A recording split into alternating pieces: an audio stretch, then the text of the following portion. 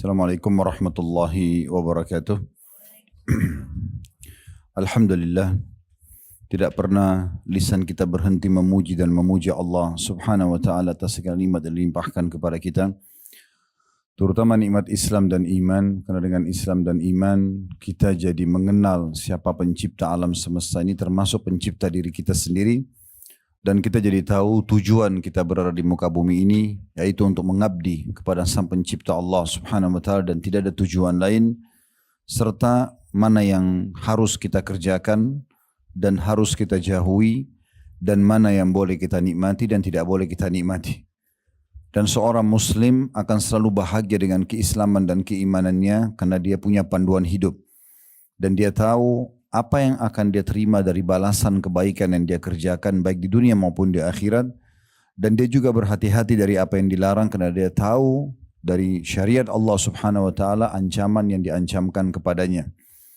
Oleh karena itu kita harus banyak bersyukur kepada Allah atas nikmat Islam ini, karena masih banyak di kalangan manusia yang tidak mendapatkan petunjuk atau hidayah ini.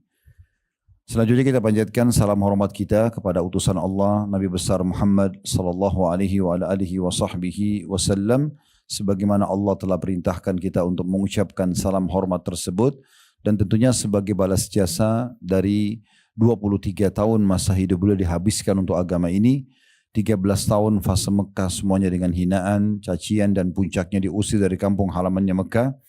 Dan kita tahu betapa pedihnya orang kalau diusir dari kampung halamannya. Dan 10 tahun fase Madinah, penyempurnaan agama sehingga sampai kepada kita dan bisa kita jadikan sebagai panduan hidup sebagaimana kita rasakan sekarang. Baik, ini pertemuan perdana kita untuk membahas buku dosa-dosa yang sering tidak disadari oleh kaum wanita, yang ditulis oleh Syekh Abdullah bin Abdurrahman Al-Jibrin. Dan ini buku saya sarankan, dan semua buku tentunya, kalau kita sedang ingin mengetahui dan membaca buku, maka dimulai dari daftar isi, karena itu akan menjelaskan kepada kita inti-inti dari bahasan. Dan agar Bapak Ibu bisa menyelesaikan bedah buku, dimulai dari buku-buku yang tipis seperti ini, lalu kemudian dibaca kira-kira dari bab yang paling menarik buat kita. Kalau misalnya dari semua bahasan, oh ternyata ada bahasan yang kelima, bahasan yang keenam, itu menarik buat saya. Ini kalau mau baca sendiri ya. Kemudian kita mulai baca di situ, dan dengan cara ini insya Allah kita akan tertarik untuk menyelesaikan semua buku. Tahap demi tahap nanti akan pindah kepada buku-buku yang tebal. Daripada kita hanya sekedar membeli buku dan akhirnya tidak dibaca. Bahkan seringkali ada muslim dan muslimah membeli buku double karena dia kira dia belum beli. Padahal sebenarnya hanya belum dibaca saja. Dan metode yang kita gunakan, kita akan membedah buku dari awal sampai akhir. Dan bukan targetnya penyelesaian, tapi pemahaman. Oleh karena itu kadang-kadang dari satu poin mungkin bisa panjang lebar kita menjelaskan, dan mungkin bisa saja satu poin membutuhkan sekali atau dua kali pertemuan. Oleh karena itu kita akan melihat daftar isi nanti, kemudian baru kita menyinggung sedikit masalah muqaddimah, lalu kita masuk ke bahasan inti yang pertama dari buku ini. Saya akan berikan gambaran dulu dari daftar isi dan juga atau dari judul buku ini dulu, yang sekaligus ini singgungan yang dibahas oleh penulis dalam muqaddimah beliau. Dosa-dosa yang sering tidak disadari oleh kaum wanita. Berarti kita jadi faham di sini yang sedang dibahas adalah secara khusus wanita. Ya. Apakah pelanggaran-pelanggaran di dalam ini nanti tidak dilakukan oleh laki-laki? Dilakukan juga. Tetapi Syekh Jibrin, yang biasa dikenal dengan Syekh Jibrin, beliau Abdullah bin Abdurrahman Jibrin, hafidahullah, beliau ingin menyinggung secara khusus kaum wanita. Ya, karena memang dalam mukaddimah beliau menyinggung besarnya peran kaum wanita baik kepada suaminya ataupun kepada anak-anaknya. Walaupun misalnya sang wanita itu di rumah, maka tetap saja efek dan pengaruh dia sangat besar kepada pribadi suaminya misalnya, atau pendapatan suaminya, atau keputusan suaminya. Begitu juga dengan anak-anaknya yang mayoritas waktu akan bersama dengan dia, maka banyak sekali ya, pengaruh yang bisa tertanamkan kepada anak-anak. Sehingga dalam pandangan Syekh Jibrin hafizahullah, kalau para wanita ini bisa diperbaiki dan diberikan masukan, maka berarti akan banyak sekali maslahat yang didapatkan. Itu tujuannya. Tujuan yang lain juga yang beliau inginkan adalah menyederhanakan buku, bahasan. Sehingga kalau mau ingin membaca tentang hukum fikih wanita itu besar sekali. Babnya sangat luas gitu. Maka beliau ingin mengambil beberapa poin-poin yang paling mendasar, kemudian beliau bahas. Juga dari sisi lain yang perlu ibu-ibu tahu, karena memang pengajian fokusnya ke ibu-ibu di sini, dalam agama Islam kita ada perintah untuk berbuat, ya, dan ada larangan dalam mengerjakan sesuatu. Maka di sini beliau fokus kepada larangannya, jadi bukan kepada perintahnya. Ya. Sehingga perlu digarisbawahi, memang dalam Islam semua perintah kebaikan itu ada janji positifnya, dan semua perbuatan buruk ada ancaman daripada perbuatan tersebut. Ya. Kita tentunya idealnya, ya, kalau ingin rajin mengerjakan sebuah ibadah, misalnya bapak ibu atau ibu-ibu terutama ingin rajin sholat malam. Bagaimana caranya? Cara yang sederhana, dan ini bisa ditarik dalam semua jenis ibadah, tidak terkecuali wajib ataupun sunnah. Ibu-ibu membaca keutamaannya daripada ibadah itu. Atau bahasa ceramah biasanya fadilah. Atau kalau mau lebih menantang tanda kutip di sini, kita mengatakan, apa yang saya dapatkan kalau saya sholat malam? Apa yang saya dapatkan kalau saya bersedekah, haji dan umrah, bakti sama orang tua, jenguk orang sakit, duduk majelis ilmu, semua perbuatan baik dalam agama ini, apa yang saya dapatkan? Ibu punya hak untuk bertanya itu. Karena memang Allah Azza wa Jalla menjanjikan di semua jenis ibadah janji. Nggak ada perintah agama itu yang tidak diikuti dengan balasan. Makanya Allah bilang dalam Al-Quran, فَمَنْ يَعْمَلْ مِثْقَالَ ذَرَّةٍ خَيْرًا يَرَهُ. Siapa yang berbuat seperti biji sawi dari kebaikan, pasti akan diperlihatkan untuknya dan dia akan terima balasannya. Nah, seperti itu gambarannya. Nah, saya sarankan sebelum mengerjakan ibadah apapun, luangkan waktu walaupun cuma 5 menit atau bahkan kurang dari 5 menit, membaca keutamaan ibadah itu. Apalagi di handphone kita sekarang ini sudah menjadi perpustakaan berjalan. Kita misalnya mau sholat malam, saya sarankan ibu jangan sholat malam sampai sudah luangkan waktu 3-5 menit saja. Ketik di Google tentang keutamaan sholat malam. Akan keluar semua artikel menulis tentang keutamaan atau apa yang ibu akan dapatkan.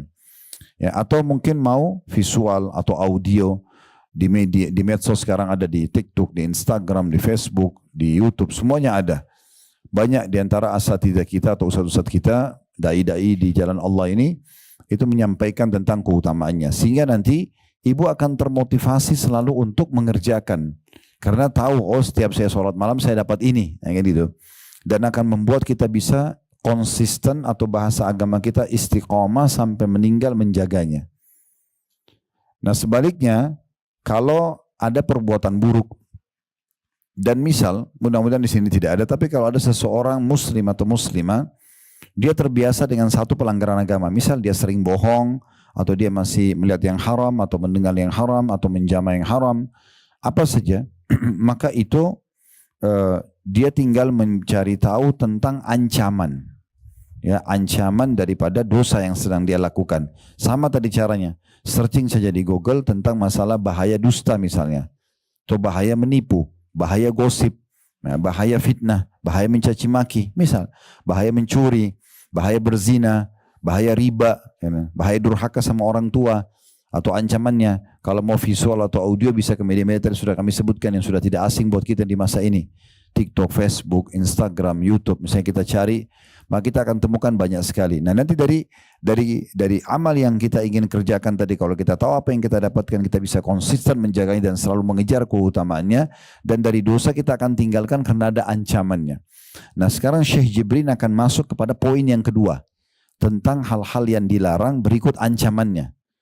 Ya, sehingga kita tidak terjerumus dalam kesalahan tersebut, ataupun kalau kita terjerumus segera kita bertobat dan meninggalkannya. Karena semua perbuatan dosa ini, ibu sekalian, ada konsekuensi hukuman. Ya, tidak ada larangan yang tidak ada konsekuensi hukuman. Tentu kadar berat ringannya tergantung daripada perbuatan kita, gitu kan? Ada orang mungkin yang berbuat, ya, ringan dari dosa-dosa ringan, tapi tetap aja konsekuensi hukumnya ada. Ya. Makin berat dia melakukan pelanggaran, maka makin berat hukuman yang bisa datang. Nah, seperti itulah kurang lebih gambarannya. Ya. Baik, di dalam mukaddimah, itu tadi mukaddimah, beliau menyinggung masalah itu. Ya. Dan tujuannya agar bagaimana mensucikan jiwa-jiwa kita dari pelanggaran-pelanggaran agama ini, sehingga kita selalu berada di atas level keimanan yang baik, sibuk dengan amal soleh sampai yang merupakan tujuan kita diciptakan sampai ajal datang, dan akhirnya kita bahagia di dunia, bahagia di akhirat. Jadi ibaratnya ibu-ibu perlu, ini contoh rasional supaya bisa mudah difahami, ibaratnya kita seperti kalau kerja di satu perusahaan, kita menjadi seorang staf yang berprestasi, selalu ikutin peraturan perusahaan, mengerjakan pekerjaan dengan baik dan maksimal, maka kita akan terima gaji dan bonusnya, kan gitu. Nah, seperti itu orang yang soleh dan soleha, dia patuh sama Allah, dia akan dapat segala macam fasilitas, ya.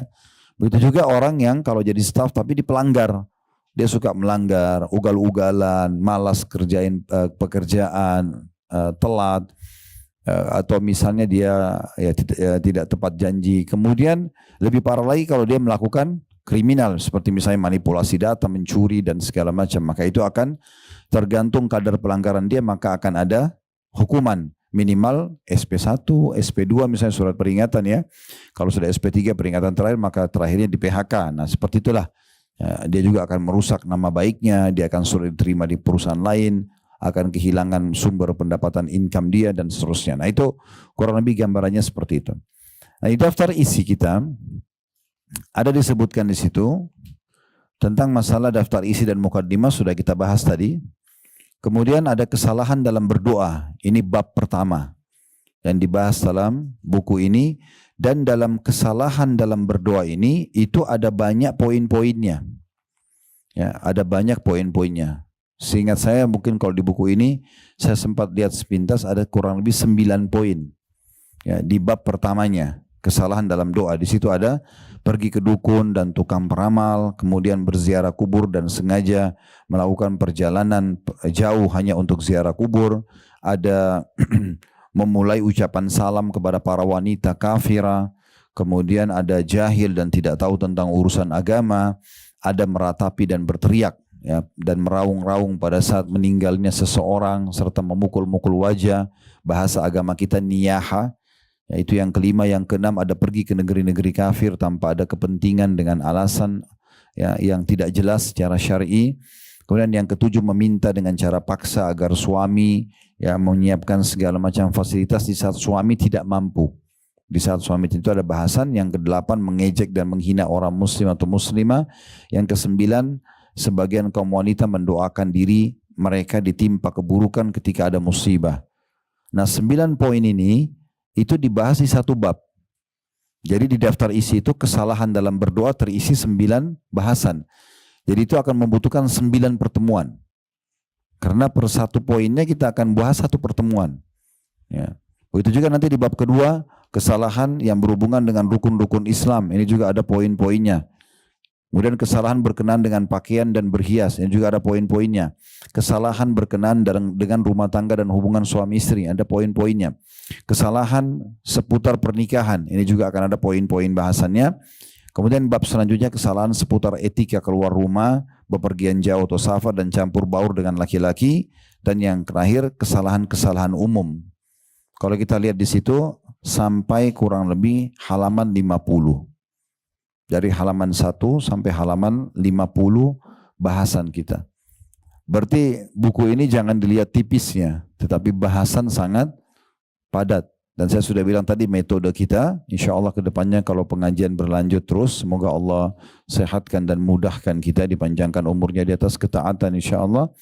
Maka kita akan membedah satu persatu, perlahan-lahan, karena tujuannya pemahaman dan bukan penyelesaian buku. Seperti itu kurang lebih. Baik, kita insya Allah akan mulai dengan bab pertama, masalah kesalahan dalam berdoa. Di sini dirincikan oleh Syekh Jibrin hafizahullah 9 poin tadi yang sudah sempat kita singgung. Yang pertama sekali, pergi ke tukang sihir, dukun dan tukang ramal.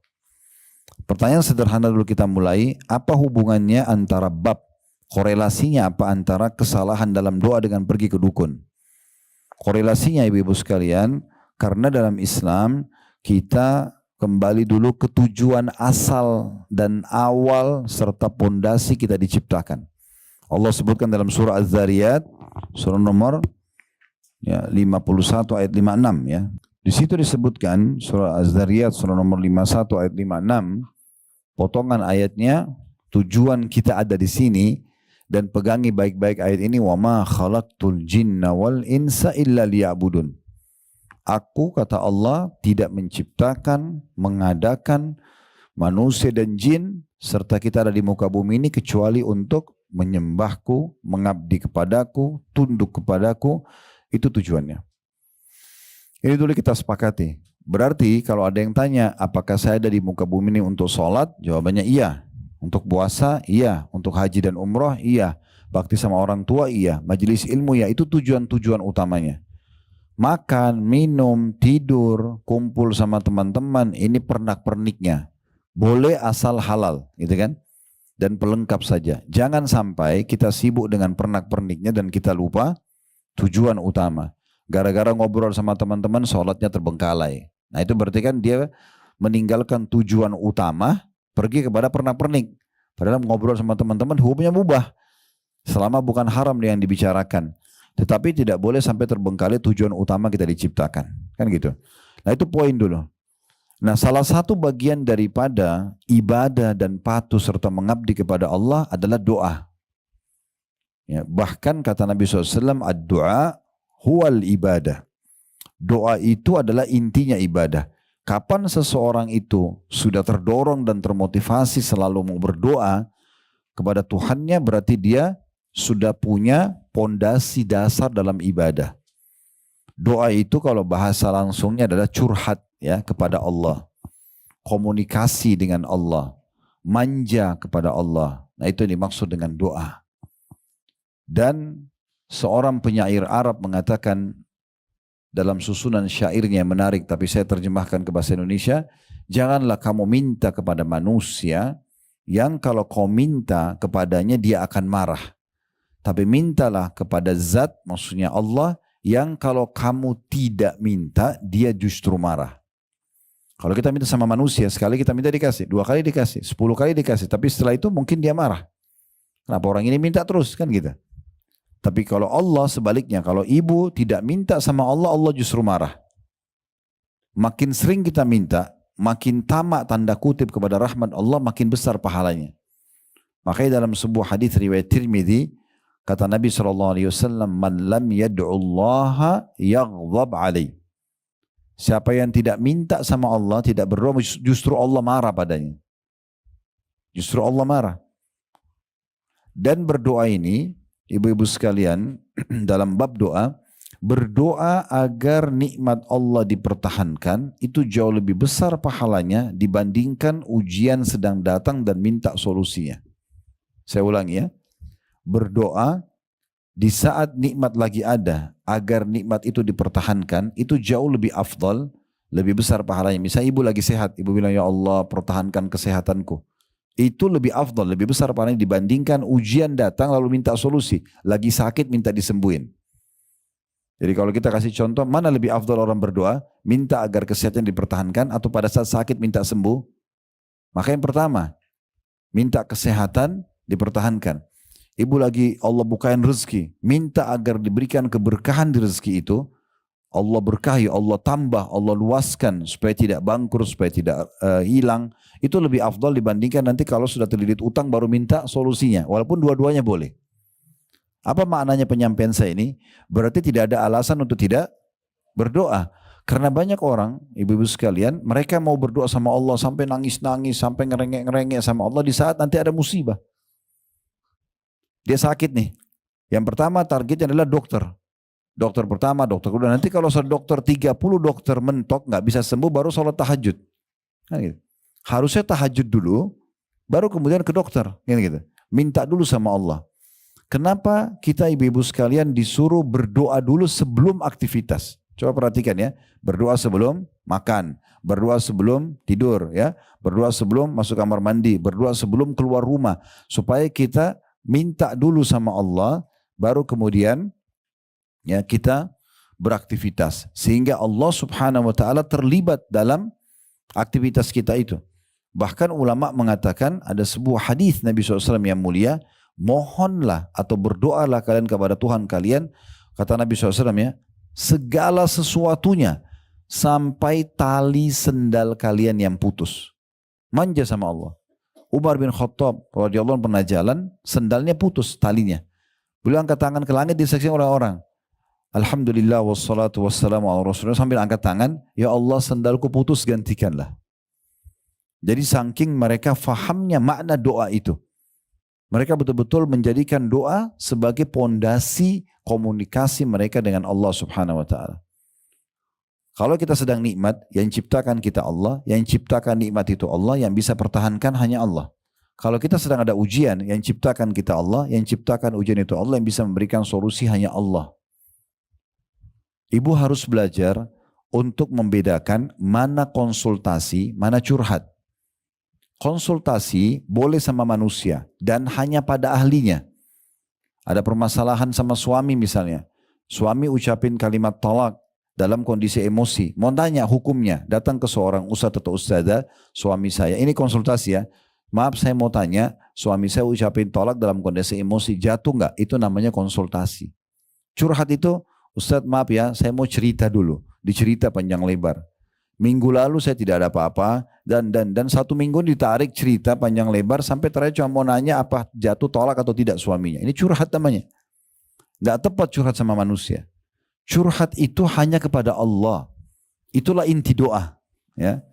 Ibu ada masalah, wudu, sholat taubat 2 rakaat di sejadah ibu langsung berdoa sama Allah. Sampaikan semua apapun sama Allah. Tuangkan semua sama Allah SWT. Nah, itu namanya curhat. Itu hanya boleh kepada Allah. Jadi jangan sama manusia. Kalau kita curhat sama manusia, anggap di depan kita ini orang yang mencintai kita. Misalnya orang tua kita. Kita ada orang tua yang tidak cinta sama anaknya. Sebenarnya kalau kita sedang curhat pada orang tua kita sedang membebani mereka. Mereka jadi kepikiran, gitu kan? Permasalahan rumah tangga kita, permasalahan kerjaan, kita bebani mereka. Dan itu berbahaya. Kalau sampai mereka kepikiran, kalau sampai mereka sakit karena itu, kita bisa masuk dalam bab durhaka, khawatirnya, gitu kan? Sementara kita disuruh bahagiakan orang tua, bukan suruh bebankan mereka, kan begitu? Kalau yang kita komunikasi atau curhat depan mata kita ini, seseorang yang kita tidak tahu dia, atau musuh kita, maka dia punya poin celah yang bisa menyerang kita nanti. Lalu untuk apa curhat sama manusia? Makanya Sufyan ats-Tsauri rahimahullah, seorang ulama tabi'in, beliau kalau punya masalah apa saja, maka beliau langsung wudu, sujud. Kebetulan beliau kena tinggal di Mekah, sujud depan Ka'bah, tidak angkat kepalanya sampai semua sudah dituangkan. Ucapannya, ungkapan hati, semua ada di pikirannya, air mata semua netes untuk Tuhannya, selesai. Maka masalahnya selesai. Masalahnya akan selesai. Saya berikan gambaran dalam masalah ini. Kita masih di judul dulu ya, supaya jelas di sini. Karena dari judul ini ada 9 bahasan poin ke depan. Ya. Ada satu orang dulu di kalangan salafus saleh. Tentu kisah seperti ini banyak, ribuan. Ya. Saya rasa salah satunya. Dalam satu kisah disebutkan ada satu orang soleh dulu, dia pekerjaannya harian. Ya, ini waktu Musa dulu, ini masa klasik dulu, belum ada lampu penerangan kita sekarang, media. Orang itu kalau sudah tiba maghrib, apalagi isya, habis isya itu orang sudah tidur. Gelap, nggak ada pasar, di jalan orang tidak ada gitu ya. Kosong, sunyi. Dia kerja dan pendapatan harian kalau dia ada dapat, dia beli makanan bawa pulang buat istri sama anaknya. Kisahnya satu hari dia pergi ke pasar, dia kerja tapi rupanya tidak, dia tawarkan jasa hari itu mau bekerja tapi tidak ada yang, dia tidak dapat lah pekerjaan. Pulang ke rumah malam-malam, istrinya tanya ada makanan, dia bilang tidak ada, hari ini saya tidak dapat pekerjaan. Lalu bagaimana, saya sama anak-anak belum makan. Dia bilang saya akan istirahat sebentar, habis itu saya coba keluar, siapa tahu kita dapat makanan. Saya pun lapar, belum makan dari tadi. Maka dia istirahat sebentar, di awal malam, mungkin sekarang kita jam 11 malam, ya, gelap sekali waktu itu, tidak ada orang yang seperti kita sekarang begadang kena ada penerangan segala macam. Maka dia keluar, dia tidak tahu harus kemana. Dia pergi ke masjid dekat rumahnya. Dia lewat, dia lihat ada masjid, ini tempat yang terbaik. Dia berhenti di situ, dia nyalain obor, waktu itu belum ada lampu, pakai obor. Dia wudu, kemudian dia sholat taubat, lalu dia berdoa sama Tuhannya, berdua. Dia komunikasi, ya Allah engkau tahu aku belum makan sama anak dan istriku hari ini, aku tidak tahu harus kemana, berikanlah kami rezeki. Terus dia berdoa. Ada kejadian terjadi pada malam itu. Raja yang berkuasa di wilayah itu tidur dan mimpi buruk. Dia mimpi kematian, dia mimpi neraka. Bukan dia masuk neraka tapi dia mimpi. Dia takut, tiba-tiba dia bangun, dia takut jangan sampai ajalnya datang kemudian dia ya belum diampuni dosa-dosanya. Dalam kondisi dia takut, dia berkata antara dia sama Tuhannya, ya Allah, berikanlah aku petunjuk. Aku ingin menebus dosa-dosaku kalaupun ada dengan bersedekah dari hartaku ini. Diambil beberapa kantong isinya dinar emas. Ya kalau kita sekarang emas-emas batangan kecil ya, dibawa sama dia 2 kantong, kemudian dia naik kudanya. Lalu dia mengatakan, ya Allah, tolong pandulah kudaku ini menuju ke orang yang paling tepat untuk aku bantu malam ini sebagai bentuk penebusan dosa-dosaku dan aku sedekah di jalanmu. Subhanallah, kudanya berhenti di masjid yang ada orang miskin tadi itu. Di situ kisahnya, dia turun, dia juga tidak tahu kenapa kudanya berhenti di situ. Dia turun, dia bilang, saya tidak tahu kuda ini kenapa berhenti di situ. Kemudian saya turun, saya masuk ke dalam masjid dan saya dengar ada orang sedang berkeluh kesah sama Allah, minta makanan karena belum makan. Ya. Ini terjadi seperti itu, kuasa Allah SWT. Setelah orang itu miskin berdoa, maka si raja ini mengatakan, saya sudah dengarkan tadi doa kamu. Saya pun malam ini ingin sekali bersedekah. Dan saya minta kepada Allah agar dipandu kepada orang yang paling tepat. Saya tidak tahu kenapa kuda saya terarahkan ke masjid ini dan saya temui Anda. Saya anggap Anda ini orang paling layak. Ambillah sedekah saya ini supaya saya dapat pahala dan juga bisa memenuhi kebutuhan Anda. Dan satu hal lagi, saya raja yang berkuasa di sini. Setiap saat ya bisa datang ke istana saya, ya tinggal sebutkan nama saya, maka saya akan izinkan masuk dan boleh sampaikan hajat apa saja. Karena yang pertemukan kita ini Allah. Maka yang kita ambil pelajaran, perjawaban dari orang miskin yang soleh ini. Apa yang dia bilang? Kalau seandainya saya punya hajat lagi, saya tidak akan datang kepada Anda. Tapi saya akan datang kepada Tuhan saya dan Tuhan Anda Allah yang telah mengutus Anda datang kepada saya malam ini. Bisa ditangkap pesannya? Itu inti doa. Manja sama Allah Subhanahu Wa Taala. Berdoa, merengek sama dia. Apa saja. Selama ibu tidak melanggar sunnatullah, sistem yang sudah Allah buat, misalnya siang dan malam kan gitu. Ibu nggak suka malam, ya Allah hilangkan malam, itu nggak mungkin. Kan bentrok sama sistem kan yang Allah sudah ciptakan. Ibu nggak suka laki-laki, hilangkan laki-laki ya Allah, kan nggak mungkin. Contoh, kan nggak mungkin. Itu nggak mungkin. Tapi kalau tidak bentrok dengan sunnatullah, itu bisa saja. Nabi Zakaria alaihissalam itu menikah umur 30 tahun, istrinya 20 tahun. Istrinya dalam kondisi mandul, nggak bisa punya anak. Nabi Zakaria, ini ibu bisa baca dalam surah Maryam, surah nomor 19 di 15 ayat pertamanya. Cerita tentang Nabi Zakaria ini. Dia terus berdoa kepada Allah, tidak henti-hentinya, 10 tahun pertama setelah menikah, 10 tahun kedua, terus begitu sampai 70 tahun dia berdoa. Dan di dalam Al-Quran digambarkan dalam surah Maryam itu, dan saya tidak akan putus asa hai Tuhanku untuk berdoa kepadamu. Tetap dia minta anak karena dasarnya fitrah manusia walaupun mandul di mata medis misalnya, tapi di hukum sistem Allah tidak melanggar. Karena asalnya kita diciptakan untuk populasi kan gitu. Maka dia minta terus sama Allah dan minta dari istrinya yang mandul. Subhanallah, Allah jadikan tanda-tanda kebesaran Allah di saat umur Nabi Zakaria 100 tahun, istrinya 90 tahun yang mandul, istrinya hamil dan melahirkan anak namanya Yahya. Yahya pun alaihissalam diangkat menjadi nabi.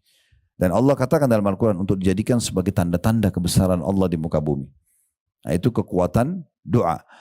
Kalau yang sudah biasa ikutin di YouTube kami, di channel kami Khalid Basalamah Official, bisa cek kembali di playlistnya ya. Kalau diklik logo Khalid Basalamah itu, nanti ada beranda, ada video pendek, ada podcast, ada playlist. Kalau diklik playlist nanti dicari potongan ceramah tentang dahsyatnya doa. Panjang lebar saya jelaskan masalah doa ini dan contoh-contohnya di antara kisah Nabi Zakaria tadi. Kemudian ada kisah Nabi Ayub yang diuji sama Allah dengan penyakit 20 tahun tapi bersabar dan terus berdoa sama Allah. Ya. Kisah bagaimana Nabi Musa AS selamat dari kejaran Fir'aun. Kisah Nabi Ibrahim AS. Kisah Nabi Muhammad SAW yang banyak sekali dengan doa-doa beliau yang mulia dan sekian banyak. Nah itu yang dimaksud dengan doa. Nah korelasi antara, tentu doa-doa ini juga punya syarat-syarat ya, agar bisa diterima. Yang pertama tentunya syaratnya ikhlas karena Allah Subhanahu Wa Taala. Kalau ibu ikhlas karena Allah, kalau mau pahami ikhlas berarti tidak ada indikasi dunianya. nggak ingin dipuji, bukan karena ingin pamer, ya. Kalau tidak ada itu berarti ibu ikhlas, ya. Dan semua ibadah harus ikhlas. Karena kata Nabi SAW dalam hadis Abu Daud, Inna Allah la yaqbalu amalan illa makana khalisan liwajhi. Allah tidak akan terima amalan kecuali yang ikhlas karenanya. Ya. Jadi ikhlas dulu. Kemudian yang kedua, ya, itu mengikuti contoh dari Nabi SAW. Contoh-contoh berdoa Nabi. Ya, seperti misalnya waktu-waktu mustajab, antara azan dan iqamah, sepertiga malam, di saat hujan turun, itu kan semua waktu mustajab, ya. Antara azan iqamah kata Nabi SAW, doa tidak ditolak atau jarang ditolak antara azan dan iqamah, ya. Kemudian juga kata Nabi SAW, kalau tertinggal sepertiga malam, Allah turun ke langit bumi lalu bertanya kepada para malaikat, adakah yang berdoa saya, adakah yang punya hajat saya penuhi, adakah yang minta tolong saya tolong, adakah yang memohon ampun saya maafkan. Pada saat hujan turun, Nabi SAW berdoa dan mengatakan sesungguhnya, ya, ini waktu mustajab karena rahmat Allah sedang turun dari langit. Orang kalau lagi puasa, ya, karena kata Nabi SAW dalam hadis yang sahih juga, termasuk orang yang tidak ditolak doanya adalah orang yang sedang puasa, ya. Musafir juga begitu, dalam hadis juga disebutkan, ya, doa orang tua buat anak, ya. Kalau kita punya orang tua minta supaya didoakan, gitu. Dan kita juga kalau di posisi sebagai ibu, misalnya sudah jadi status ibu, maka hati-hati dengan lisan dalam mengucapkan hal-hal yang buruk. Misalnya anak ibu aktif, ibu mengatakan kau nakal sekali. Nah ini bahaya, bisa jadi doa. Jangan diucapkan kata-kata yang baik saja, ya. Itu termasuk contoh-contoh dari Nabi SAW karena beliau mengatakan jangan pernah kalian ucapkan kata-kata buruk buat diri kalian, keluarga kalian dan harta kalian, karena bisa saja malaikat lewat mengaminkan dan terjadilah. Nah boleh misalnya ibu lagi lihat diri di cermin, kok saya jelek sekali ya, itu kata-kata buruk nggak boleh. Atau sedikit ada masalah sama suami, saya nyesal nikah sama kamu, jadi penyesalan benar. Jadi lebih baik ucapkan kata-kata yang baik semua. Ya Allah berikan hidayah, ya Allah mudahkan, ya Allah sembuhkan, selalu yang baik-baik saja.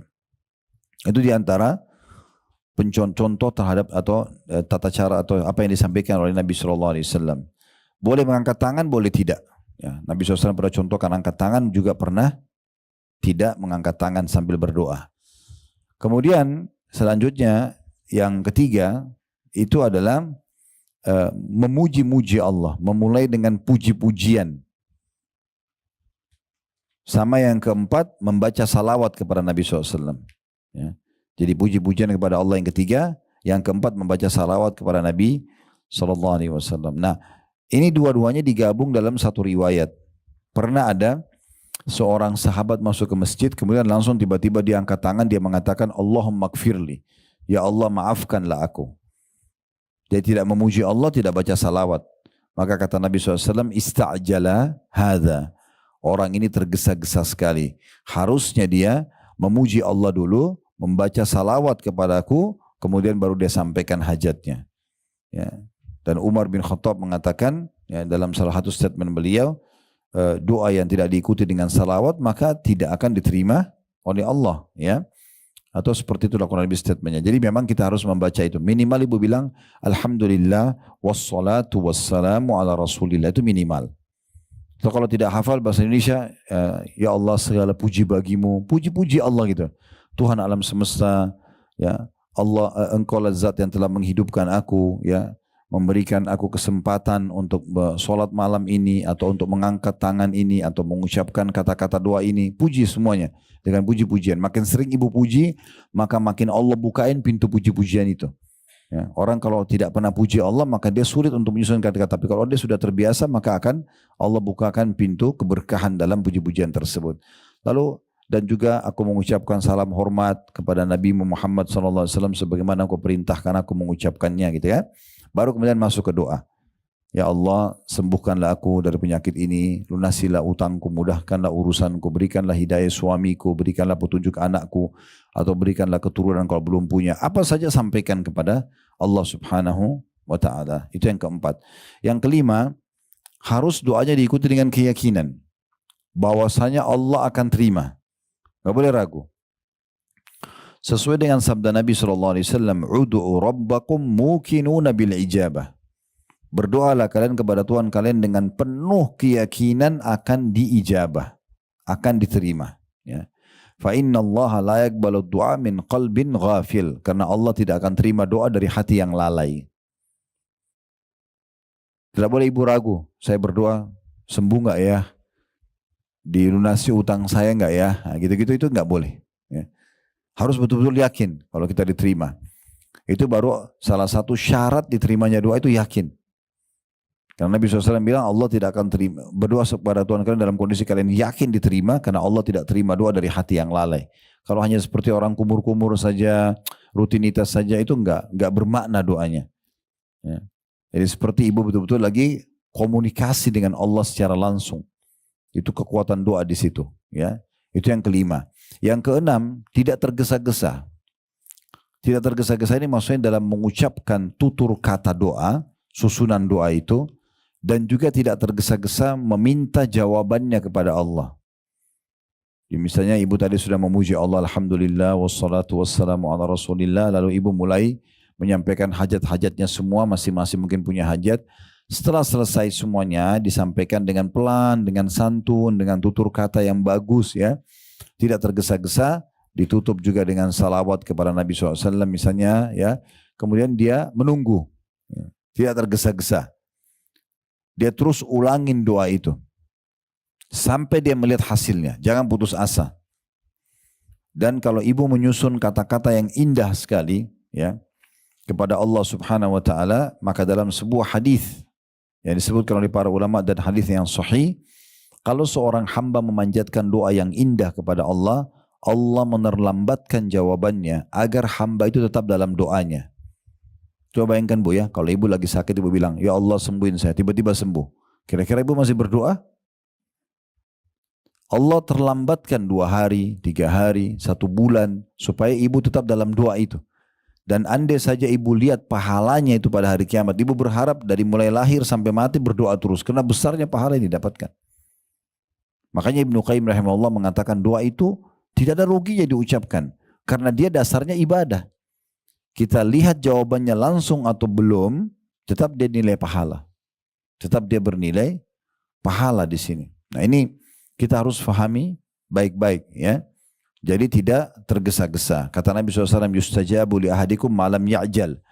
Pasti akan diterima doa seseorang di antara kalian selama dia tidak tergesa-gesa. Maka para sahabat mengatakan, wa kaifal isti'jal? Bagaimana tergesa-gesa itu ya Rasulullah? Kata Nabi SAW, yaqulu da'autu walam yustajabu li fatarakat doa. Dia bilang saya sudah berdoa tapi belum lihat jawabannya, maka dia pun meninggalkan doa. Mungkin tinggal sekali lagi berdoa diterima, tapi berhenti kan gitu, karena putus asa. Jadi jangan berhenti. Dalam sebuah riwayat yang lain, dan ini selalu saya jadikan sebagai motivasi buat saya, kenapa saya tidak berdoa walaupun hal kecil, walaupun hanya keluar mau ke satu mall, mau ke satu pasar, minta sama Allah parkiran, ya Allah mudahan parkiran buat saya, doa. Kenapa tidak? Mau beli pakaian di satu tempat, ya Allah mudah-mudahan saya dapat pakaian yang saya inginkan. Mau makan satu restoran, ya Allah mudahkan supaya saya bisa dapat tempat duduk yang nyaman. Berdoa tidak ada susahnya. Pahala, gitu kan? Kita akan dapatkan pahalanya. Karena kata Nabi SAW dalam sebuah hadis yang sahih, nanti di hari kiamat ada orang akan diberikan pahala bergunung-gunung, banyak sekali. Tapi dia tahunya dia nggak pernah buat ibadah yang mendatangkan pahala sebesar itu. Maka dia bertanya kepada para malaikat, ini pahala dari ibadah yang mana? Maka kata para malaikat, ini adalah pahala doa-doa kalian yang belum kalian dapat ijabahnya di dunia. Maka pada saat itu kata Nabi SAW, mereka berharap, orang-orang itu berharap, karena besarnya pahala didapatkan, berharap semua doa yang dipanjatkan di dunia tidak dikasih di dunia, didapat di akhirat saja. Karena besarnya pahala didapatkan. Lalu kenapa kita nggak selalu sampaikan doa? Apa saja. Mau pergi satu tempat supaya dimudahkan, supaya diberkahi. Mau mulai usaha supaya diberkahi. Apa saja. Lagi langgeng pun rumah tangga, ya Allah berkahi. Jaga suamiku. Mungkin suami mengatakan jaga istriku. Berikan hidayah. Mau masak, mudahkan saya membuat masakan yang enak. Kenapa enggak begitu? Kenapa harus dalam hal darurat saja baru berdoa? Gitu kan? Coba kita lihat ya, hikmahnya syariat Allah Subhanahu wa taala.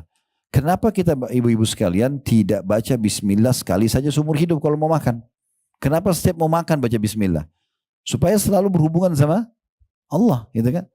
Kenapa kita setiap mau pakai baju baca doa? Kenapa setiap masuk kamar baca doa? Kenapa setiap mau biologis baca doa? Kenapa enggak sekali seumur hidup? Karena memang kita harusnya selalu melibatkan Allah Subhanahu wa ta'ala dalam hal seperti ini.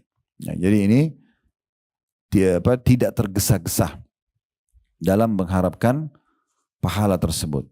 Sekarang masuk yang poin terakhir dalam doa, yang ketujuh, ya.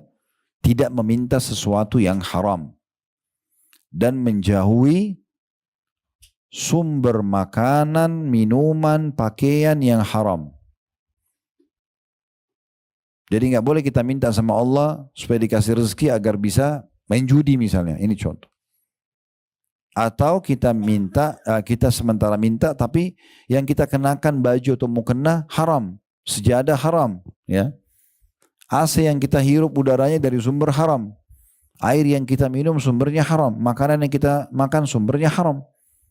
Dalam hadis Bukhari kata Nabi SAW, ada orang yang mengatakan, ya Allah berikan, ya Allah berikan. Bagaimana Allah berikan sementara makanan, minuman, pakaiannya haram. Dalam riwayat dikatakan ada orang yang rambutnya acak-acakan, pakaiannya berdebu, tidak punya alas kaki. Miskin sekali kan gambarnya begitu. Lalu dia mengatakan, ya Allah berikan, ya Allah berikan. Bagaimana Allah berikan sementara makanan, minuman, pakaiannya haram. Jadi nggak boleh. Harus hati-hati gitu. Ya. Jadi kalau ada di antara kita yang hadir mungkin doanya, dia lihat dia berdoa, dia belum dipanjatkan, coba introspeksi diri. Ada masalah nggak dalam masalah sumber haram nih? Jangan sampai ada sesuatu yang haram yang masuk akhirnya membuat doa kita tidak diijabah. Gitu ya. Jadi jangan minta haram, hindari semua juga sumber-sumber pendapatan yang haram. Baik, itu berhubungan dengan masalah judul kita. Nah sekarang tadi saya bilang, apa korelasinya antara kesalahan dalam berdoa, kemudian disebutkan poin nomor 1, dalam bahasa ini pergi ke dukun, pergi ke tukang sihir, dukun dan tukang peramal. Karena memang kita disuruh kembali kepada Allah, bukan kembali ke manusia. Tadi saya bilang konsultasi, itu pun harus pada ahlinya dan benar. Ya, tapi kalau dukun, peramal, penyamun ini, Bapak Ibu sekalian, ini mereka adalah wali-wali syaitan. Supaya jelas gini, di muka bumi ini cuma ada 2 jalan. Nggak ada jalan ketiga, cuma 2 saja. Satu benar, satu salah. Apa itu jalan yang benar? Ini jalannya Allah Subhanahu wa ta'ala. Karena kita selalu yakin la ilaha illallah, tidak ada Tuhan yang berhak disembah kecuali Allah. Nah, kalau kita patuh ambil jalan menuju ke Allah ini, ujungnya surga. Kita akan dibalas surga nikmat abadi. Di dunia pun akan dapat panduan hidup. Juru bicaranya Allah yang menyampaikan adalah para nabi dan rasul. Penyambung lidahnya nabi dan rasul adalah para ulama dan dai. Kalau ibu-ibu datang kepada para alim ulama, para dai, maka akan dipandu kepada agama Allah. Ya, penyambung lidah dari para rasul dan ke agama Allah, ujungnya surga, kan gitu. Ini jalan yang benar, nggak ada jalan yang ketiga. Jalan yang kedua ini jalan salah, jalannya iblis. Nggak ada jalan ketiga. Iblis siapa? Ini orang satu sosok dari kalangan jin yang kufur kepada Allah. Ini ujungnya akan membawa ke neraka, nggak ada tempat lain, dia akan ke neraka. Juru bicaranya siapa? Ini dukun, peramal, penyamun, penyihir, ahli maksiat. Kalau kita berteman sama mereka pasti dibawa pandu ke jalan syaitan, pasti ke neraka. Tentukan jalannya, gitu kan? Jadi cari jalan Allah. Nah, kita disuruh berdoa kepada Allah, memohon hanya kepada Allah, bergantung pada Allah. Jadi nggak boleh kepada dukun-dukun ini, karena mereka adalah juru bicaranya syaitan. Ustadz, saya ingin suami saya sayang sama saya. Baik, nggak usah bawa fotonya suami ke dukun. Nah, itu. Nggak usah minta sama mereka. Bagaimana caranya? Itu kan lintas alam ya. Maksudnya lintas alam itu kita bawa fotonya ke dukun, dukun minta tolong sama jin. Allah buat jin ini tidak tampak sama mata kita. Kita juga tidak disuruh berinteraksi, bahkan dilarang interaksi sama mereka. Nggak perlu kita ngobrol, nggak perlu berteman, nggak perlu nikah, nggak perlu. Kita cuma tahu ada makhluk Allah namanya jin, selesai. Tentu di alam jin ini sama manusia ya, ada 3 golongan. Ada di alam jin namanya jin beriman, sebagaimana manusia beriman. Kalau ini jin beriman sudah tahu dia tidak akan mungkin interaksi sama manusia. Itu yang Allah sebutkan dalam surah Jin, surah nomor 62 dalam Al-Quran. Ya. Allah gambarkan tentang jin-jin beriman itu ada. Ya, dan setelah meninggalnya Khadijah radhiyallahu anha di tahun ke-10 dari masa kenabian di Mekah, dan meninggal juga Abu Talib ditinggal dengan amul huzun, tahun kesedihan. Karena Nabi SAW sedih sekali pada saat itu, yang membela dakwah meninggal 2 orang gitu kan. Maka Allah Subhanahu wa taala menghibur Nabinya Muhammad SAW dengan 2 kejadian besar. Kejadian yang pertama, masuk Islamnya jin Nusaybin. Nusaybin ini wilayah di Irak. Dan yang kedua, kejadian Isra dan Mi'raj. Nah, Isra Mi'raj sering kita dengar, tapi jin Nusaybin ini masuk Islam tidak jarang orang dengar ya. Padahal sebenarnya dia ini termasuk hiburan Allah untuk Nabinya Muhammad SAW. Kalau kalangan manusia, hai Muhammad, tidak beriman sama kau, ada kalangan jin yang beriman. Tetapi di sini Nabi SAW tidak menyuruh kita, ayo nih ada jin yang masuk Islam, kenalan sama mereka. Bahkan Abdullah bin Mas'ud, sahabat Nabi, waktu itu menemani Nabi, menggambarkan bagaimana pertemuan Nabi dengan jin Nusaybin itu. Beliau mengatakan, saya sedang jalan bersama Nabi SAW di satu wilayah padang pasir. Kemudian beliau menggaris sebuah garis di tanah dan memberikan isyarat agar aku tidak melewati garis itu. Nabi bilang, jangan lewatin garis ini ya. Lalu aku melihat Nabi sendiri jalan terus ke padang pasir sampai di satu titik, lalu beliau baca Quran.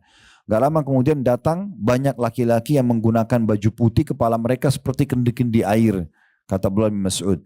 Duduk mengerumuni Nabi, mendengarkan ayat, dan Nabi mengatur mereka dengan tongkat beliau.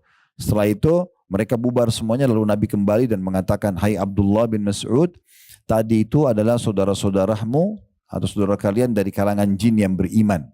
Ya, dari kalangan jin yang beriman. Berarti ada mereka beriman. Tapi Nabi tidak bilang, hai Abdullah bin Mas'ud, ayo kesini yuk, kenalan sama mereka. Gak ada. Dari sini juga kita ambil pelajaran, berarti tidak perlu punya khadam. Ya. Oh, saya kan punya khadam Ustaz, penjaga dari jin muslim. Gak ada. Nabi sendiri gak punya khadam dari jin. Abu Bakar sama Umar gak pernah dukil dalam riwayat punya khadam dari jin. Gak ada. Gak perlu minta tolong, gak perlu kenal mereka, gak perlu panggil mereka, gak perlu nikah sama mereka, gak perlu apa-apa sama mereka. Kan gitu. Nah, dukun-dukun ini, ya, karena mereka harus menjadikan sebagai iblis sebagai pimpinannya, ini kalangan jin, maka dia pun bergantung sama mereka. Gitu ya. Jadi ada jin beriman, ada orang mukmin beriman. Ini dua-duanya sudah saling tahu, tidak akan interaksi. Ibu makin belajar agama, makin tahu, oh saya tidak perlu kenalan sama jin. Sudah selesai kan gitu. Golongan kedua namanya jin fasik. Di alam manusia juga ada manusia fasik. Ini maksudnya muslim tapi masih bermaksiat. Ya. Masih membunuh, masih riba, masih mencuri gitu-gitu ya. Ini namanya fasik. Di alam manusia ada, di alam jin ada. Yang ketiga ada kafir.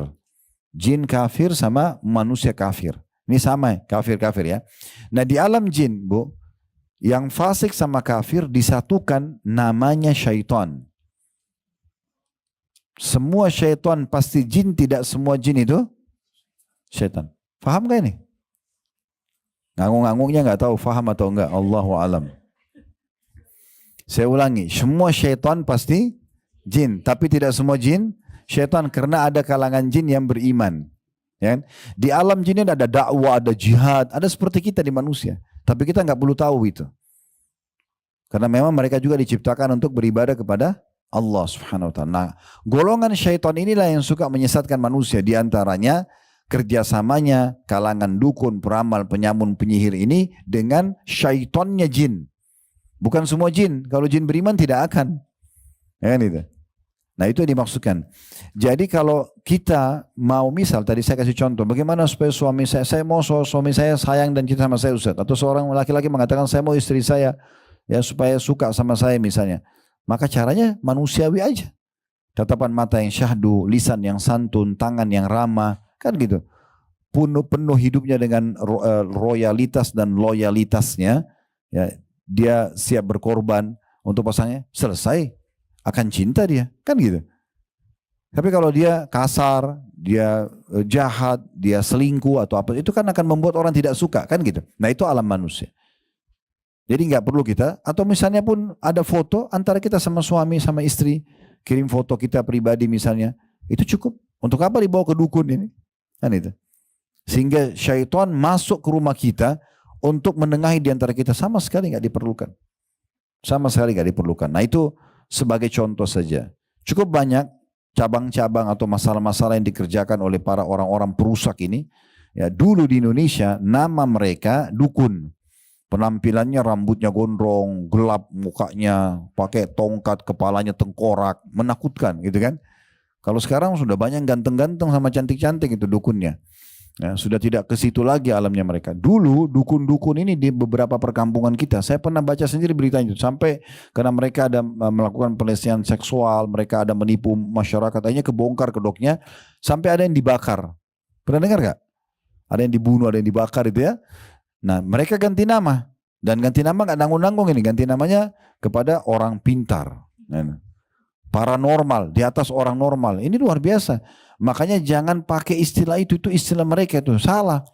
Saya kemarin Ustadz ke orang pintar. Siapa? Orang pintar itu profesor, alim ulama itu orang. Dukun jangan dibilang orang pintar.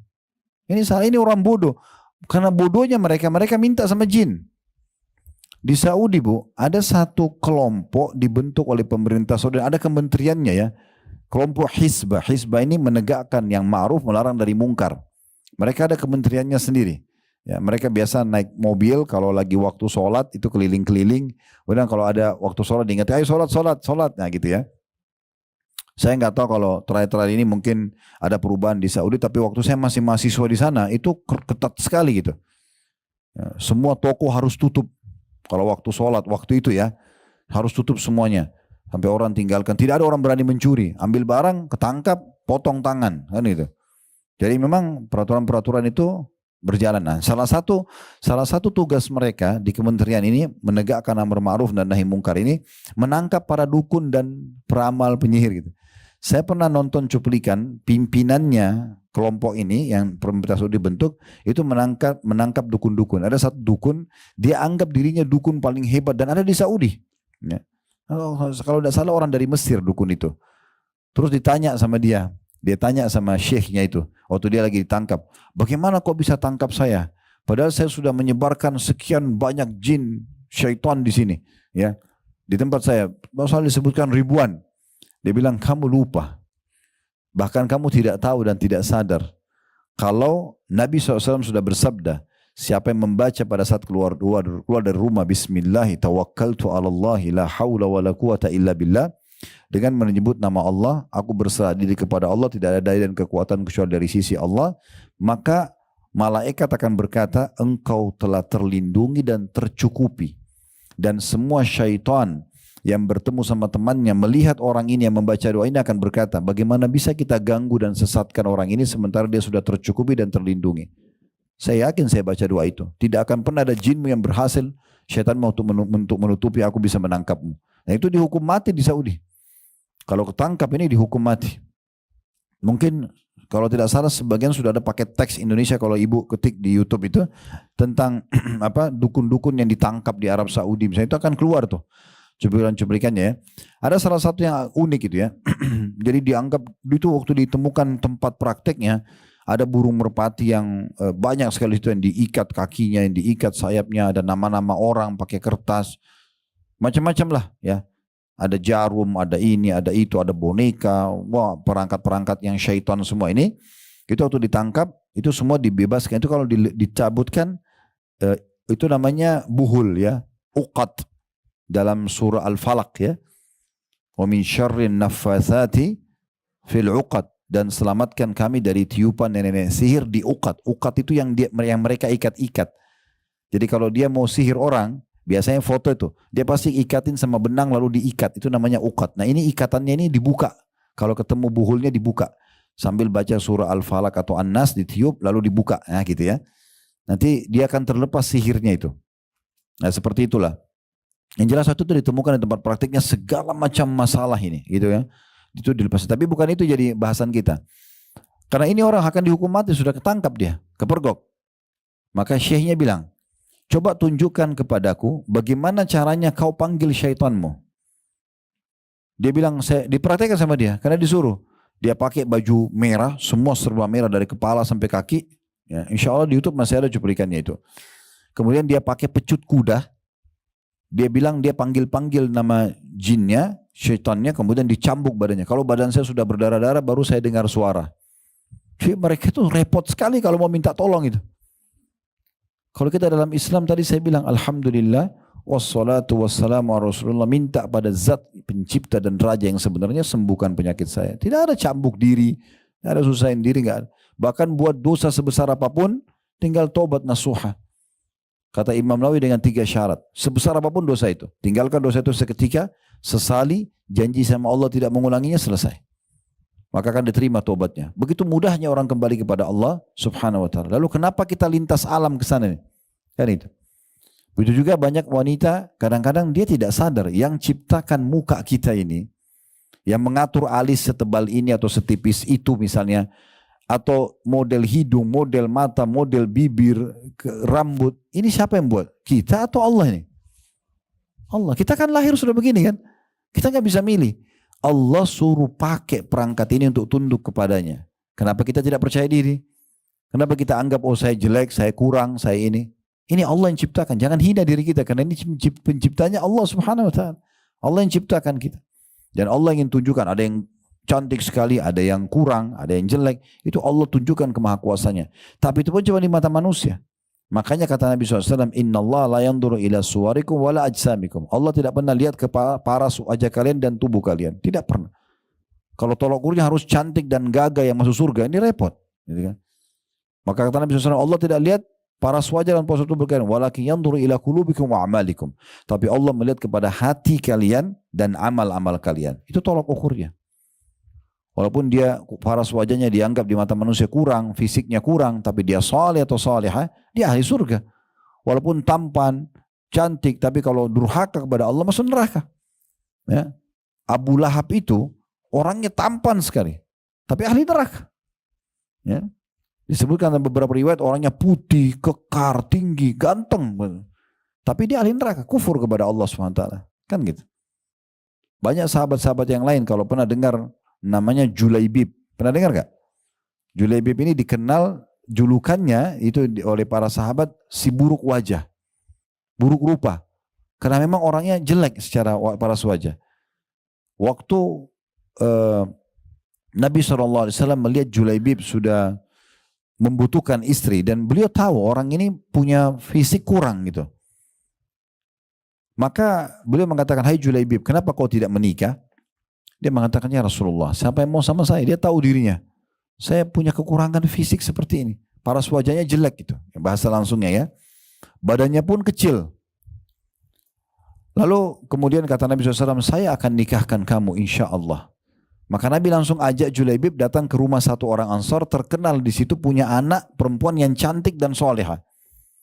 Lalu kata Nabi SAW setelah salam, disambut meriah sama pemilik rumah. Lalu Nabi mengatakan, sesungguhnya saya punya hajat pada kalian. Bahasa ini bahasa santun kalau mau melamar. Kalau orang Arab datang atau zaman dulu tuh orang kalau datang, saya punya hajat pada kalian, berarti seakan-akan saya ini mau menikah atau akan membawa berita tentang pernikahan. Maka mereka gembira sekali karena mereka pikir Nabi akan lamar anak perempuannya. Mereka mengatakan, selamat datang ya Rasulullah. Kata Nabi SAW, bukan buat saya tapi buat Julaibib. Ada Julaibib di situ. Akhirnya si suami istri ini bilang, oh kalau Julaibib kami tanya dulu anaknya. Gitu kan. Kebetulan anak perempuannya lagi ada di dalam kamar dan mendengar itu. Maka kata anak perempuan ini karena kesolehannya, dia mengatakan, wahai ayah dan ibu, apakah anda berdua berani menolak lamaran Nabi SAW? Nikahkan saya sama siapapun yang Nabi bawa. Maka dia terima lalu menikahlah. Ya. Kalau tidak salah perempuan ini sempat mengatakan, semoga Allah jadikan kebahagiaanku di situ. Dan betul firman Allah. Baru menikah beberapa waktu, Julaibib ikut di perang Uhud, terbunuh mati syahid. Ya. Dan di sekitar Julaibib itu ada 6 atau 7 orang Quraisy yang terbunuh. Maka Nabi SAW menggendong jenazahnya sambil mengatakan, ya Allah ridholah padanya karena dia bagian dariku, aku bagian darinya. Kalau suami mati syahid berarti istrinya masuk surga juga karena dia kan dapat syafaat. Kan gitu. Dapat syafaat. Tetapi di sini teman-teman yang kita ingin sampaikan adalah tidak usah menghina-hina diri kita atau bahkan karena ingin terlihat cantik pakai susuk. Ya. Pergi ke orang pintar. Taruh mutiara lah, taruh apalah segala macam, enggak penting. Allah yang ciptakan kita. Allah akan datangkan orang yang suka dengan mukanya ibu itu. Selesai. Enggak usah khawatir. Semua sudah dicatatkan oleh Allah SWT. Allah ciptakan kita memang berpasang-pasangan. Kemudian memang Allah memang menciptakan kita, dalam Al-Quran dikatakan yadzra'ukum fi, untuk membuat mengadakan populasi manusia. Jadi memang dasarnya mayoritas orang itu menikah. Yang tidak menikah itu mungkin sangat sedikit. Mayoritas orang akan melahirkan dan sangat sedikit yang mandul. Itu sebagai ujian saja. Karena memang dasarnya kita diciptakan untuk itu. Jadi gak usah pakai susuk. Selanjutnya contoh masalah dagang. Perniagaan, Allah berkahi perniagaan selama 3 hal berkumpul pada perniagaan tersebut. Modal halal, produk halal, sistem halal. Clear, selesai. Mau lebih sempurna, ikutkan dengan sedekah, berbagi dari hasil income pendapatan kita, maka akan lebih menambah keberkahan.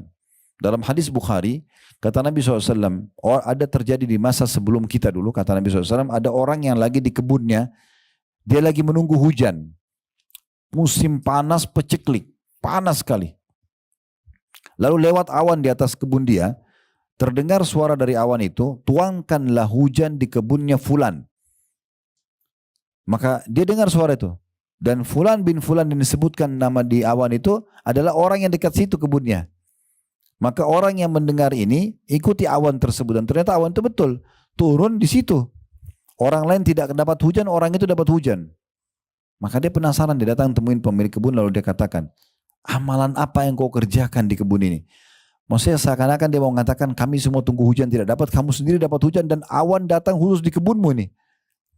Lalu dia mengatakan apa? Kata Nabi SAW, orang pemilik kebun mengatakan, saya membagi pendapatan kebun saya ini menjadi 3. Hasilnya ya, keuntungannya, labahnya.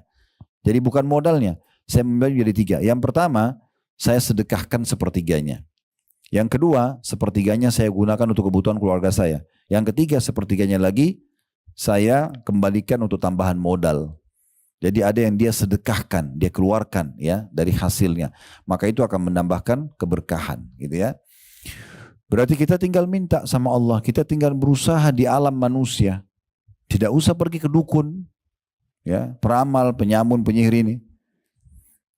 Begitu juga pada saat sakit, Allah berikan kita ilmu. Ada namanya pengobatan nabawi, tibun nabawi, ada juga pengobatan medis kan gitu. Pengobatan nabawi seperti misalnya Nabi SAW mengatakan kesembuhan dipastikan ada pada madu. Disebutkan. Kemudian bekam. Dalam riwayat lain kai. Kai itu menggunakan besi panas yang dikaitin di tubuh. Biasanya orang kalau stroke ya. Tapi Nabi SAW mengatakan jadikan kai sebagai pengobatan terakhir kalian.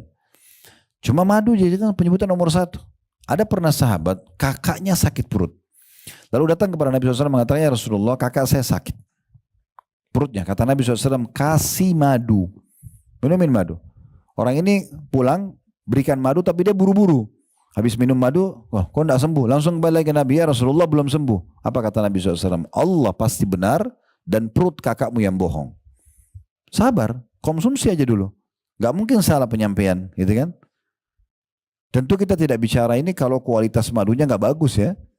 Karena pernah saya, kebetulan kakak ipar saya di Surabaya punya supermarket begitu dan dia jual madu dan banyak produk yang lain. Tapi dia pernah bahasakan, dia pernah mendatangi salah satu penjual madu yang dijual murah-murah harganya. Ternyata di peternakan lebahnya itu memang dia bukan membiarkan lebah itu alami mencari sari bunga ya. Tapi dia taruh karung yang di atasnya ditaruh gula pasir lalu disiramin air. Jadi aroma gulanya keluar, lebahnya datang ke situ. Nah itu yang membuat akhirnya madunya ini berpengaruh pada orang diabetes dan segala macam. Ya, carilah madu yang berkualitas gitu kan. Tentu harga juga berbicara kan gitu. Jadi kita cari yang benar, yang bagus.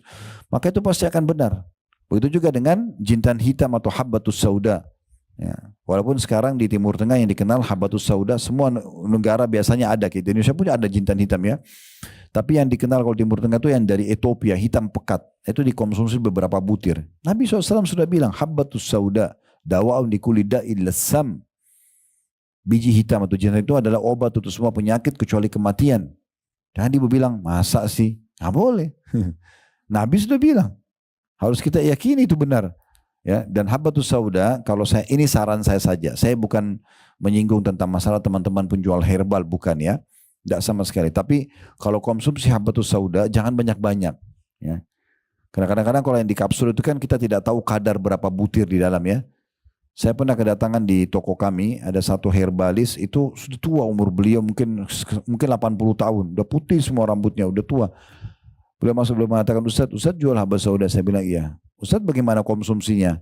Saya bilang saya konsumsi biasa, saya konsumsi 1 sendok makan gitu kan. Tergantung. Dan memang biasanya menyebabkan kalau terlalu banyak asam lambung. Yang biasa sendawa terus ada kayak aroma habbatus sauda ya. Pernah rasain nggak? Nah itu ternyata karena porsinya terlalu banyak. Jadi dia bilang, Ustadz kalau konsumsi jangan lebih dari 7 butir. Dihitung butir kan dia kecil-kecil tuh. Jadi kalau ambil konsumsi madu 1 sendok, taruh 7 butir aja. Atau di susu, atau di kopi, atau di teh, atau ibu-ibu buat sayuran, nasi, buat masak nasi. Itu bagus kalau pakai habatus sauda. Karena memang Nabi bilang obat itu semua penyakit kan gitu. Ada air zam-zam kan gitu. Minum zam-zam. Kata Nabi SAW, zam-zam liman syuribala. Zam-zam sesuai dengan niat orang meminumnya. Dalam hadis lain kata Nabi SAW, zam-zam itu makanan, minuman dan sekaligus makanan mengenyangkan.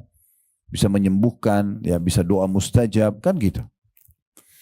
Kemudian juga kita bisa mengkonsumsi apapun yang sifatnya memang dia herbal, yang memang alami pengobatan. Kayak misalnya di Indonesia ada satu pengobatan tradisional, konsumsi daun apa gitu kan. Kayak misalnya kalau salah kita biasa konsumsi juga daun pepaya ya. Untuk apa gitu ya. Kalau tidak salah kalau kena astagfirullah, demam berdarah ya. Di beberapa wilayah kita tuh minum itu oke saja karena kan halal dasarnya ya. Itu pengobatan yang herbal ya ataupun yang pengobatan nabawi. Kemudian juga ada pengobatan medis. Nah, ini semua dibolehkan silakan. Jadi nggak perlu pergi ke dukun-dukun ini untuk berobat gitu ya. Untuk melariskan dagangan, untuk memudahkan jodoh, untuk memberikan keturunan. Semua ini hukumnya haram, ya tidak dibolehkan. Jadi ikhtiar secara manusiawi dan terutama tentu berdoa sama Allah, lalu ikhtiar secara di alam kita manusia. Nah di sini ditulis oleh penulis, saya mulai bacakan sekarang apa yang ditulis oleh penulis ini. Pergi poin pertama yang melanggar kesalahan dalam berdoa yang harusnya kepada Allah, lalu dia minta memohon kepada dukun, tukang sihir, dukun dan tukang ramal. Dikatakan untuk menyembuhkan suatu penyakit atau serangan ain. Pernah dengar ain ya? Mata panas ya. Itu orang kalau biasa hatinya iri, itu berpengaruh pada matanya. Kalau dia lihat sesuatu, dia lihat misalnya ibu punya kelebihan paras wajah, atau ibu punya anak yang lucu, ibu punya rumah yang bagus, kendaraan yang bagus, pekerjaan bagus, rumah tangga harmonis. Itu kalau dia iri, dia mengatakan, oh anak kamu lucu sekali ya. Biasa anak itu sakit ya. Kecuali kita ikuti dengan pujian kepada Allah. Masya Allah, tabarakallah ya. Orang bilang rumah kamu bagus ya, oh Masya Allah, tabarakallah. Anak kamu lucu ya, pekerjaan kamu bagus, hidup kamu romantis ya, harmonis. Alhamdulillah, Masya Allah. Kita selalu bilang begitu ya. Supaya tidak kena ain. Dan hati-hati dengan ain ya. Terutama orang yang suka ya aktif di medsos ini. Sedikit-sedikit status, sedikit-sedikit ya ini dan itu. Beda orang kalau berdagang. Tapi kalau semua aktivitas dia, apalagi keromantisan rumah tangganya, apalagi lucunya anaknya, ini bahaya sekali. Ain sangat dekat dengan orang seperti ini.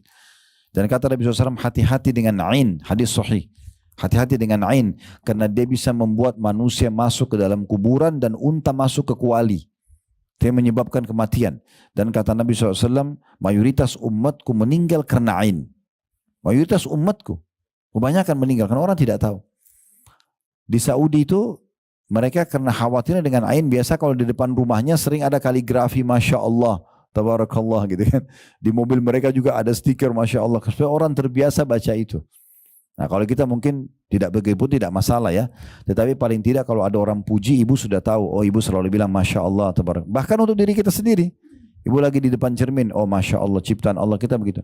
Atau lihat suami, atau lihat anak, atau dapat apalah. Makanan enak, minuman enak. Saya ada cuplikan di handphone tentang bahayanya ain.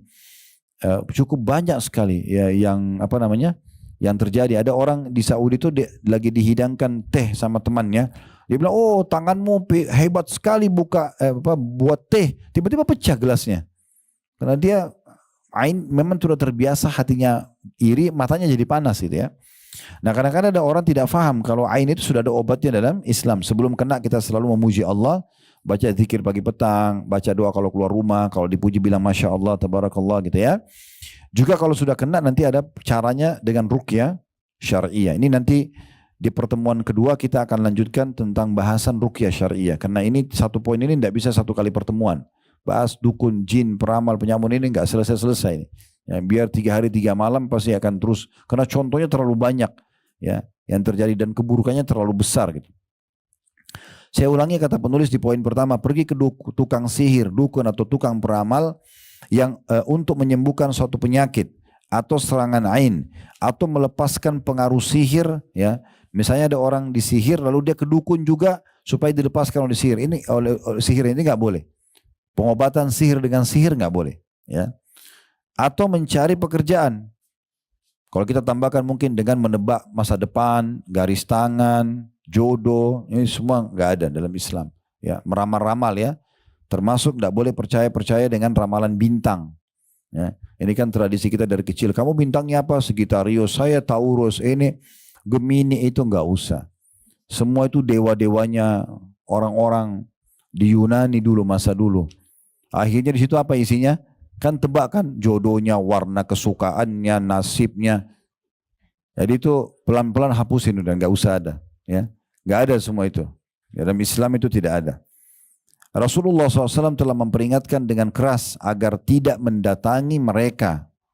Sebagaimana sabda beliau di dalam hadis yang diriwayatkan oleh penyusun Sunan 4. Itu ada di halaman 3 ya, dalam kurung.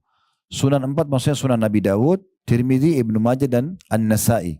Ini dikenal dengan 4 pemilik sunan. Man ata'arrafan fasa'alahu an syai'in lam tuqbal lahu salatun arba'ina yauman. Barang siapa mendatangi seorang peramal lalu bertanya kepadanya tentang suatu hal, maka tidak akan diterima suatu salat pun baginya selama 40 hari. Ya, ini maksudnya 40 hari yang sudah berlalu ya. Jadi ibu sudah salat 40 hari, salat subuh, duhur, asar, maghrib, isya. Ya. Berikut salat sunnahnya semua. Hari ke 50 ibu ke dukun. Cuma bilang coba tebak tangan saya. Mungkin temannya ibu yang pergi, ibu ikut-ikutan. Saya nggak percaya kok, tapi cuma tanya. Nggak percaya cuma tanya ini sudah cukup 40 hari hilang. Ini luar biasa nih, 40 hari sholat bukan main-main. Satu sholat aja hilang kita sudah rugi, apalagi 40 hari kali 5 kali sholat sehari. Belum sholat sunnahnya. Gitu kan. Kalau sampai mempercayai mereka, percaya ya, tadi kan belum percaya cuma nanya-nanya, coba-coba. Kalau sudah percaya apa yang dia sampaikan, supaya suaminya sayang, cinta, supaya usahanya laris, supaya cantik dan segala macam, percaya ini bisa kufur. Itu disebutkan di halaman 4, dalil kedua diangkat oleh penulis, bahkan mempercayai mereka merupakan suatu kekafiran. Sebagaimana Rasulullah SAW bersabda, man ata kahinan fasaddaqahu bima yakul, faqad kafara bima unzila ala Muhammadin sallallahu alaihi wasallam. Barang siapa mendatangi seorang peramal, lalu dia membenarkan apa yang dikatakannya, maka dia telah kafir terhadap apa yang diturunkan kepada Muhammad sallallahu alaihi wasallam. Dia telah kufur.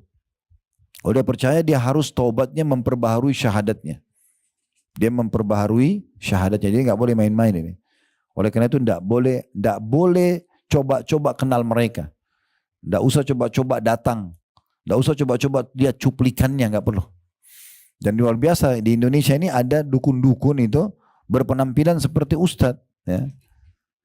Karena kita mayoritas muslim, mereka juga pakai pakaian-pakaian yang seakan-akan dia itu orang-orang agamis. Padahal sebenarnya arahnya juga ke dukun. Ya, itu. Tahu hal yang gaib. Ya. Tidak ada, Nabi SAW pun tidak tahu yang gaib. Sahabat tidak tahu yang gaib. Nabi itu kalau ditanya tentang sebuah hukum, ibu-ibu sekalian, kalau beliau tidak tahu, beliau diam. Tunggu wahyu datang baru beliau sampaikan. Beliau kadang-kadang bilang, siapa yang bertanya tadi? Oh si fulan. Baru Nabi sampaikan kepada beliau. Ada orang banyak mengaku tahu yang gaib. Tahu nasibnya orang, tahu masa depannya. Ibu kalau ke dukun, ya, naudzubillah, mudah-mudahan tidak ya. Itu dia sudah meletakkan banyak syaitan-syaitan di sekitar tempat prakteknya. Nanti syaitan-syaitan itu akan koordinasi sama korin kita. Pernah dengar korin ya? Manusia itu semua ada pendamping dari malaikat yang selalu mengingatkan kebaikan, ada pendamping dari syaitan yang mengajak pada keburukan. Ya, itu ada korin. Nanti dia akan koordinasi sama korin. Ini orang masalahnya apa? Misalnya ada masalah rumah tangganya. Nanti si syaitan ini akan melapor sama dukunnya. Begitu ketemu dukunnya bilang, oh kamu ada masalah rumah tanggamu ya. Kamu ada masalah gini-gini. Laporan dari jinnya, syaitannya yang kerjasama sama korin. Ya, itu ada itu. Oleh karena itu tidak perlu mereka sama sekali. Kalau ada yang pernah ke sana, mohon ampun segera kepada Allah. Lebih aman syahadat kembali. Ya, kalau sampai mempercayai, karena kalau mempercayai kan bisa kufur ya. Sehingga kita bersih dan murni dari itu semuanya. Insya Allah hati kita akan lebih tenang tanpa dukun-dukun ini. Rumah kita akan lebih ceria. Usaha kita akan lebih sukses tanpa semua itu. Tanpa semua itu. Insya Allah akan berjalan dengan baik. Nah ini jadi gambaran tentang masalah doa tadi. Panjang lebar juga dengan masalah larangan untuk korelasinya dengan masalah bahasan dukun ini. Dan biasanya dukun-dukun ini punya banyak ciri-ciri, ya. Nanti akan insya Allah panjang lebar kita bahas pada pertemuan akan datang. Berikut juga dengan tata cara pengobatan syar'i berhubungan dengan masalah ruqyah syariah, ya. Dengan masalah dukun nanti kita akan ajarkan tata caranya. Kalau ada beberapa buku rujukan nanti akan saya bawa untuk ibu-ibu bisa konsumsi di rumah, ya. Jadi mungkin rumahnya pun bisa diterapi ruqyah, kita bisa terapi ruqyah, suami, anak, semua bisa kita terapi ruqyah. Dan nanti akan saya closing di pertemuan akan datang insya Allah kalau Allah masih mudahkan semuanya. Tentang ruqyah itu dilakukan di seluruh rumah dan rutin walaupun lagi tidak ada masalah. Kayak misalnya ibu lagi masak, nggak ada salahnya lagi masak nasi kan ada airnya, itu diruqyah airnya, ya itu bagus. Pakaian kita lagi cuci, itu kita terapkan ruqyah syariah, ya bisa nanti akan kita ajarkan tata caranya insya Allah pertemuan akan datang. Tapi kesimpulannya sekarang adalah kalau, dan ini insya Allah sudah saya bahas panjang lebar, kalau mau nonton cuplikannya 3 jam waktu itu saya tablik akbar di salah satu kota di Amerika. Waktu itu diundang sama orang kita di sana, kita bahas ruqyah syariah, saya bedah buku Syekh Al-Idan, itu hampir 200 lembar tentang masalah ruqyah syariah dan tata cara dan prakteknya. Itu hampir 3 jam cuplikannya, ada 3 jam. Kalau ibu ketik di YouTube kami, di playlist kami ruqyah syariah ada yang durasi 3 jam itu panjang lebar bisa dilihat. Jenis-jenis sihir, sifat-sifat dukun, ini pun akan saya singgung pertemuan akan datang insya Allah. Kalau yang buru-buru ingin tahu bisa tahu di situ nanti insya Allah lebih lanjut, ya.